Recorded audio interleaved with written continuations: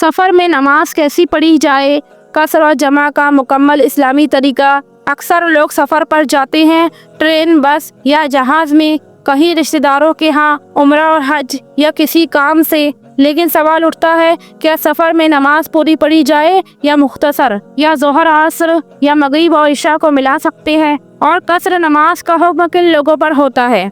आज की वीडियो में जानते हैं सफ़र में नमाज के इस्लामी अहकाम, कसर, जमा और ख़वातीन के लिए रहनुमाई। फ़िक़्ह हनफी के मुताबिक कसर नमाज का मतलब और कब फ़र्ज़ है। कसर का मतलब है 4 रकात वाली फ़र्ज़ नमाज को 2 रकात पढ़ना, यानी हम 4 रकात पढ़ते हैं लेकिन उसमें से 2 कम करके पढ़ी जाएगी।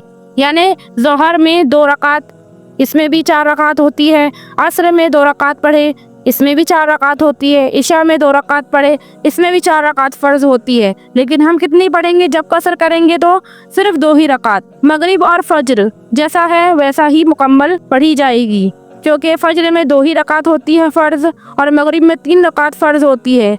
लेकिन हम 3 को 2 करके नहीं पढ़ सकते, इसीलिए मगरिब की 3 रकात को मुकम्मल पढ़ेंगे। और फज्र की 2 रकात है, वो तो पहले से ही कम है, इसीलिए उसे भी वैसे ही पढ़ेंगे। कसर नमाज सिर्फ मुसाफिर के लिए है, लेकिन सवाल है मुसाफिर कौन है। शरई मुसाफिर कौन होता है। अगर कोई अपने शहर या गांव से तकरीबन 77 किलोमीटर या इससे ज़्यादा यानी 48 मील का सफ़र करे, वहाँ 15 दिन से कम या रुकने का इरादा हो, तो वो शरई मुसाफिर बन जाता है और इस पर कसर नमाज फ़र्ज़ हो जाती है। यानी उसे नमाज कम करके ही पढ़नी होगी। 4 रकात है तो 2 रकात ही पढ़नी होगी। अगर वहीं 15 दिन या इससे ज़्यादा रहने का इरादा हो तो फिर पूरी नमाज पढ़नी होगी, कसर नहीं। जमा बैन सलातैन यानी 2 नमाजों को जमा करके पढ़ना। जमा का मतलब है 2 नमाजों को एक वक्त में अदा करना। सिर्फ अरफात और मुज़दलिफ़ा में हज के मौके पर जमा की इजाज़त है, नबी सल्लल्लाहु अलैहि वसल्लम से साबित है। आम सफ़र में ज़ोहर, असर, मगरिब और इशा को जमा करना फ़िक़्ह हनफी के मुताबिक जायज़ नहीं है। लेकिन अगर सफ़र में वक्त कम हो रहा हो या जगह ना हो तो उलमा इजाज़त देते हैं कि पहली नमाज को आखिरी वक्त पर पढ़े और दूसरी नमाज को अव्वल वक्त में पढ़ लें।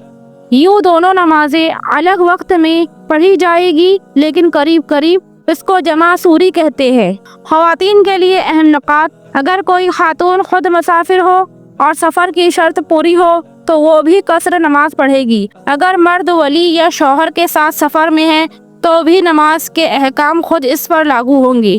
कोई मर्द साथ है या नहीं, इससे नमाज के हुक्म में फ़र्क नहीं पड़ता। सफ़र में नमाज अदा करने के तरीके, अगर मुमकिन हो तो ज़मीन पर किबला रुख होकर बाकायदा नमाज अदा की जाएगी।